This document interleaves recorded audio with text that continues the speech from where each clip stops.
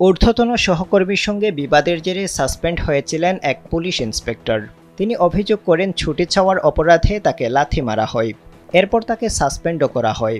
এতে তিনি থানার সামনে চায়ের দোকান খুলে বসেছেন। পুলিশ ইন্সপেক্টরের চা বিক্রি করে সংসার চালানোর ঘটনা প্রকাশ্যে আসতেই আলোচনা সৃষ্টি হয়েছে সর্বত্র। আলোচিত এই ঘটনা ঘটেছে ভারতের উত্তরপ্রদেশের জাসি থানার সামনে। ওই পুলিশ ইন্সপেক্টরের নাম মোহিত যাদব। গেল 15 জানুয়ারি ইন্সপেক্টর যাদব ও থানার রিজার্ভ ইন্সপেক্টরের মধ্যে এই সংঘাতের সূত্রপাত হয়। আরআই এর কাছে মোহিত ছুটি চেয়েছিলেন।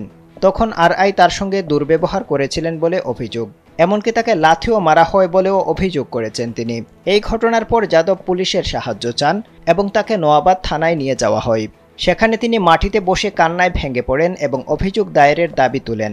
কিন্তু এই ঘটনার পর মোহিতকেই দোষী সাব্যস্ত করে সাসপেন্ড করা হয় এবং বিভাগীয় তদন্ত শুরু হয়। ইন্সপেক্টরের দাবি তার স্ত্রী এবং মোবাইল ফোনের উপর নজরদারি চালানো হচ্ছে। বিষয়টি নিয়ে তিনি তদন্তকারীর কাছে উদ্বেগও প্রকাশ করেছেন। ইতিমধ্যে এই ঘটনার একটি ভিডিও সামাজিক যোগাযোগ মাধ্যমে ভাইরাল হয়েছে। যাদব জানিয়েছেন সাসপেন্ড থাকার সময় সরকার থেকে যে অর্ধেক বেতন দেওয়া হবে তিনি সেটাও নিতে চান না, চা বিক্রি করেই সংসার চালাবেন। ইন্সপেক্টর যাদব জানিয়েছেন সাসপেন্ড থাকাকালীন তিনি পরিবারের ভরণ পোষণের জন্য চায়ের দোকান খুলেছেন। তার অভিযোগ, তদন্তকারীর কাছে একাধিকবার আবেদন করা সত্ত্বেও কোনো সদুত্তর পাননি তিনি।